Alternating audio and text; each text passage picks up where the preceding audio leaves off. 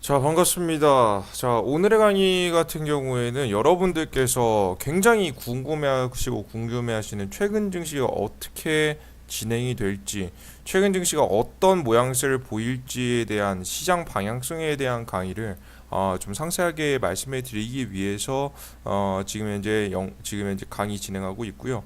여러분들께서도 지금 현재 영상을 보시고 어떻게 하면은 최근 증시의 방향성을 좀 잡을 수 있는지, 뭐 어디 자리에서 매수 시점을 들어가야 되는지, 적극 매수를 해야 되는지에 대한 포인트들 알아가셨으면 좋겠습니다. 일단은 이 잘못하면은 최근 경제는 간단하게 말해서 대폭락을 맞을 수 있어요. 대폭락이 나올 수밖에 없는 이유가 뭔지에 대해서 한 번씩 설명해 드려 보도록 하겠습니다. 일단은 경제 사이클 자체를 한번 보고 가시면 좋을 것 같은데요. 경제 사이클 한번 보여드릴게요. 경제 사이클이 보통 어떻게 진행되느냐, 이거 반드시 아셔야 되는 거예요. 대략적으로 10년을 주기로 해서 크게 좋아졌다가 안 좋아졌다가 좋아졌다가 안 좋아졌다가 경제는 반복하게 됩니다. 이 경제 등락이 있다라는 거겠죠. 화면을 보신 바와 같이 오르락 내리락 오르락 내리락을 좀 진행하게 됩니다. 근데 이 오르락 내리락을 만드는 대표적인 요인 중에 굉장히 여러 가지가 있겠지만요. 저는 이 지표만큼 확실한 것이 없다라고 보고 있습니다. 그게 바로 뭐냐면요. 제가 보는 시장을 보는 가장 중요한 지표 부채입니다. 이 부채라는 것이 빚입니다. 대출. 이 대출이라는 것은요. 이제 경제가 빠르게 성장할 때는 도움이 돼요. 왜 도움이 되느냐? 이 대출이라는 것은 없는 돈, 지금 현재 가지고 있지 않은 돈을 미래에서 끌어다 쓰는 것이 이 대출입니다. 그죠? 빚인데 이 부채인데, 이 부채는 경제 성장이 빠르게 이루어질 때, 경제가 성장하고 있을 때는요, 빠른 공장들 이 경제 성장률에 대한 원동력이 되게 됩니다. 자본을 받쳐주기 때문에 굉장히 큰 원동력이 됩니다. 근데 문제가 뭐냐? 항상 모든 것이든 이 자본주의의 가장 큰 문제 뭐예요? 생산과 공급, 공급과 지금 현재 수요, 공급과 수요의 법칙인데, 이 수요보다 사용하는 사람보다 공급하는 사, 이 생산이 너무 많아지게 되면요, 생산과 수요라고 하죠. 생산과 수요, 생산이 너무 많아지게 돼버리면 물건이 팔리지 않죠. 근데 이것을 모르는 기업들은 계속해서 대출을 해서 공장을 더 지어야 될 것이고, 그러다 보면 결국 어떻게 되는 겁니까? 경제에서 생산이 너무나도 과잉되는 현상까지 보시게 되는 거예요. 그죠? 다품종 최근에 소량 생산까지 이어갔고, 이 다품종 소량 생산도 감당을 못할 지금 현재 범위까지 나아가게 된다라고 한다면 서서히 많은 기업들이 도산하기 시작합니다. 그래서 너무나도 많은 과잉 생산을 인해서 경제가 조금씩 무너지게 되는 건데요.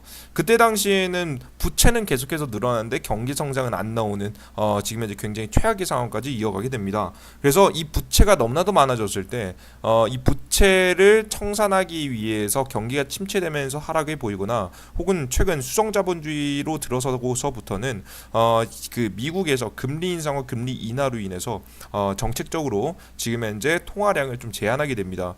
특히나 이 금리 인상과 금리 인하에 대한 부분을 반드시 체크해 보실 필요가 있을 것 같은데요. 미국 금리 인상. 이 미국의 금리를 한번 보시게 되면요, 최근에 이런 방향성을 좀 보여주고 있습니다. 이 화면이 굉장히 좋은 화면이네요. 보겠습니다. 미 연방준비위원회에서 나오고 있는 자료입니다. 금리가 왔다 갔다 하시면 보시면 될 것 같아요. 특히나 1990년도 이후 2000년도, 2010년도 부분을 좀 더 보실 필요가 있는데, 왜 이때부터 본격적인 수성자본주의가 진행이 됐으니까, 과거에서부터 진행이 했지만 좀 뚜렷하게 진행됐던 게 최소 이제 못해도 한 80년대에서 90년대 이후에요. 이 수성자본주의가 현재 정확하게 들어서고 그리고 자리 잡고 나서부터 이러한 특징을 보입니다.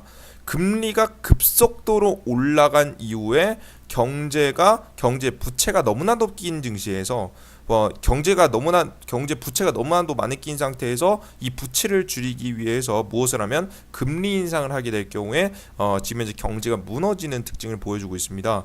특히나 이 금리를 인상하게 되면은요, 앞서서 말씀해드렸듯이 대출하는 사람이 줄어들겠죠. 왜냐, 우리 여러분들 부동산 대출, 우리 내 집 마련하려고 부동산 대출을 알아보려고 은행에만 가도 뭘 제일 먼저 알아봅니까?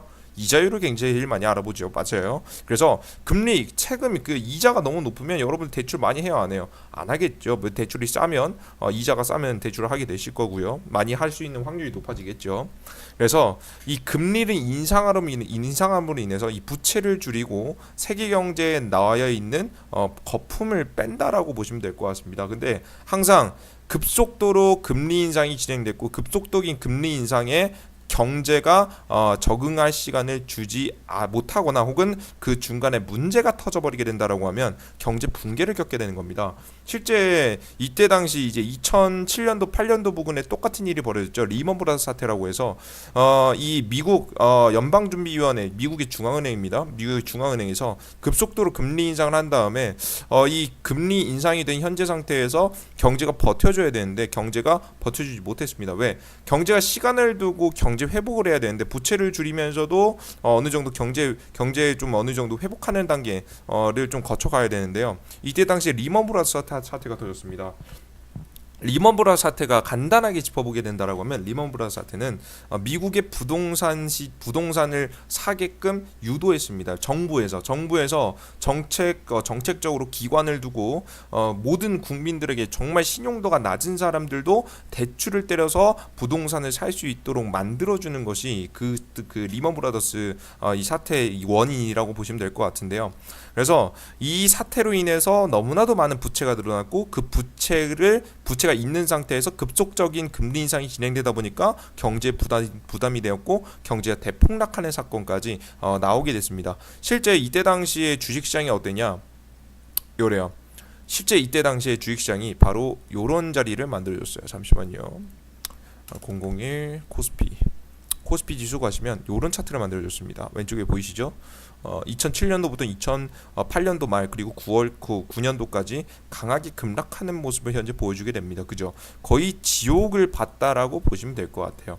근데 이 특징은요, 항상 어떨 때마다 드러나느냐? 급속적인 금리 인상을 겪고 난 후에 동일하게 나타납니다. 급속도로 금리 인상이 이루어졌을 때마다 문제가 생겼다라고 보시면 될 것 같아요. 근데 이번에 최근에도 금리 인상 진행을 했죠. 그것도 급속도로 인상했습니다. 지금 0%대에서 2.25%대까지 대략적으로 한 요 정도까지 올라온 상태라고 보시면 될 것 같은데요. 이 상태이기 때문에 조금 더 조심하실 필요가 있다라는 말씀을 좀 드려요. 그죠? 그리고 한 말씀 더 드린다라고 한다면 보통 이 차트를 보시면요. 전문가님, 화면에 보면은 금리가 전에는 5%대였기 때문에 문제가 되지 않았나요? 6%, 7%대. 최근에 5%대도 올라가지 않았는데 왜 이 금리 2.25%밖에 안 오른 이 금리가 전 세계 경제에 악재를 줄 수 있는 건가요? 아직 그 정도는 아니지 않나요? 라고 말씀하실 거예요. 물론 제가 지금 당장 경제가 무너진다라고 말씀드린 건 아닙니다만은 여러분들께서 이 2.25%밖에 안 올랐음에도 불구하고 급속도로 금리 인상이 된 부분을 반드시 주목하셔야 될 점은요. 충분히 통화량이 더 과거보다 늘어났기 때문입니다. 예를 들어서 뭐 우리 여러분 생각해 볼게요. 만약에 100만 원에 색 100만 원인데 금리가 5%라고 해봐요. 기준금리가. 그럼 우리 여러분들께서 대출을 하면요. 기본적으로 5% 얼마가 나와요? 5만 원이 나오는 거 있죠. 그죠? 근데요. 과거 이 100만 원이 아니라요. 지금 현재 자금이 계속해서 달러가 양적 완화 정책으로 인해서 달러를 더 찍어내게 돼서 이 자금 자체가 기존 총 통화량이요 100만 원이 아니라 한 150만 원에서 200만 원까지 늘어났습니다. 기본적으로 150만 원의 기준에서 보더라도 똑같이 5%가 오르면 얼마예요? 얼마예요, 우리 여러분들? 그죠? 얼마예요? 그죠? 이해되시죠? 뭔 소리인지. 7만 5천 원 정도. 정도 되겠죠. 뭐 예를 들어서 이게 극적으로 200만 원까지 늘어났다고 해봅시다. 통화량이 2배가량 늘어났다라고 한다면 또 2.5%밖에 안 올랐다라고 했죠. 최근 경제에서. 그죠? 200만 원의 2.5%는 얼마예요? 맞아요. 똑같이 5만 원입니다. 전에 그 금리는 전보다 많이 안 올랐음에도 불구하고 지금 현재 금액 전체 통화량 자체가 과거보다 어마무시하게 많기 때문에 전의 5%와 지금 현재 2.5%는 굉장히 비슷한 효과를 줄 수 있다는 거예요. 이해되십니까? 전체 경제에. 이 부분에 대해서 전문가님, 지금 화폐량이 이 2배 정도 늘어났다는 게 말이 되나요? 라고 말씀하시는 분들에게 한 말씀 더 드리면요. 지금 우리가 눈에 보이는 화폐가 있는가 하면 눈에 보이지 않는 화폐가 있습니다. 즉 눈에 보이는 화폐, 뭐 미국의 기준이니까 달러가 되겠죠. 달러를 찍어내는 만큼도 또 통화량이 늘어나겠죠. 그런데요. 눈에 보이지 않는 통화도 있어요. 그게 바로 뭐냐? 신용테마입니다. 신용화폐입니다. 그죠? 대출. 우리 여러분들께 대출 굉장히 많이 하시죠. 부동산. 뿐만 아니라 뭐 자동차를 살 때도 할부로 사시고요. 다 빚 대출로 삽니다. 그죠? 그죠? 이해되시죠? 우리 여러분들 융자를 끼고 사요. 그게 가장 문제인 거예요. 그러므로 인해서 눈에 보이지 않는 화폐량이 너무나도 많이 증가하게 됐고 화폐량이 워낙에 많다 보니까 과거의 5%대에 무너졌던 경제가 2.25%만 왔음에도 불구하고 지금 현재 시장이 굉장히 휘청이고 있다. 라는 부분을 반드시 알아두실 필요가 있다라는 말씀을 드리도록 하겠습니다. 아시겠죠? 그래서 이 통화량의 급속적인 상승은 과거와도 같이, 물론 금융법이 제정됐기 때문에 과거와 같이 미친짓한 하락은 보이지는 않겠지만 지금 계단식 하락을 보이겠지만 지금 현재 과거와 같이 증시가 마이너스 50%까지 충분히 빠질 수 있을 만한 가능성은 존재한다라는 점 여러분들께서 인지하셨으면 좋겠습니다. 특히나 이런 경제가 이루어지기 위해서는 가장 중요한 게 바로 뭐냐, 이 부채 폭탄을 터뜨릴 수 있을 만한 명분인데요. 부채 폭탄을 터뜨릴 수 있을 만한 명분은 너무 많아요. 지금 유럽에서부터 가장 큰 건 전 이번에 중국이라고 봅니다. 중국의 GDP 발표를 전 세계적으로 재무팀에서도 어떤 곳에서도 거의 믿지 않습니다. 이 솔직히 참고를 할 뿐이지 GDP 발표치를 믿질 않아요. 그죠? 그만큼 중국 경제가 빠르게 지금 이제 하락하고 있다라는 말씀을 우리 여러분들께 다시 한번 드립니다. 이해되셨죠? 그래서 중국 경제에 문제가 생길 가능성이 크다. 게다가 중국은 금융시장을 개방한 지 얼마 안 됐어요. 그 문제가 뭐냐면 금융시장을 개방한 지 얼마 안 됐으면요, 금융법이 잘 자비리 잡지 않았어요. 우리나라도요 2009년도에 이때 당시에 급락을 맞은 다음에 금융법이 제정되게 되면서 지금 선물시장이란가 지금 여러 가지 제도들이 들어섰죠. 물론 등락폭에 대해서나 거래량에 대해서 줄어들었기 때문에 선물시장에 대해서, 우리나라가 원래 선물시장, 현물시장이 주식시장이고 선물시장이라고 해서 뭐 선행하는 뭐 파생상품을 만드는 건데요. 이 파생상품 시장이 우리나라가 2위였어요. 근데 2위였다가 최근에는 뭐 5위 밖으로 넘어 좀 이탈했다는 얘기가 있을 만큼 지금 이제 아쉬움을 가지고 계시는 분도 있지만 과거보다는 확실하게 안정감을 가져가는 것은 사실입니다. 그죠? 금융법이 제정되게 되면서 과거와 같은 미친 듯한 급락까지는 나오지 않을 거라고 현재 보고 있어요. 그래서 여러분들께서도 지금 현재 중국은 그러한 과정을 겪지 못했기 때문에, 그런 과정에서 이번에 만약에 경제가 무너지면서 대폭락이 나오게 된다고 한다면 특히나 중국 쪽의 금융상품 쪽에서 가장 큰 문제들이 발생하지 않을까 조심스러운 예측을 진행하고 있습니다. 그럼 이 논점은 바로 뭐냐면, 지금 당장 주식시장을 투자하지 마라, 어떠한 종목도 찍지 마라, 주식시장은 지금부터 개급락 때린다라는 논점은 아니고요. 충분히 한 3년에서 4년 정도 시간을 두고 지켜보신다라고 한다면 그 안에 충분히 일어날 수 있는 일이니까 여러분들께서는 시장의 큰 방향성을 하방이다라는 생각을 가지고 매매를 이어가시면 좋을 것 같습니다. 다만 여러분들께서 또 걱정하시는 분들이 있는데요. 하방은 위기가 아닙니다. 모르는 사람에게는 위기겠지만 아는 사람에게는 기회가 될 수 있다라고 보고 있습니다. 여러분들께서도 희망을 잃지 마시고 시장의 기회들 하나하나씩 주목하시면서 체크해 가셨으면 좋겠습니다. 앞으로 이 시장에서 수익 실현할 수 있을 만한 종목들, 시장이 떨어짐에도 불구하고 올라갈 수밖에 없는 종목들, 제가 지금 현재 우리 여러분들께 말씀해 드릴 예정이니까 반드시 확인하셨으면 좋겠습니다. 그래요. 좀 영상이 마음에 드셨다라고 한다면 구독 버튼과 따봉 버튼 반드시 눌러주셨으면 좋겠고요. 다음 영상 확인하셨으면 좋겠습니다. 감사합니다.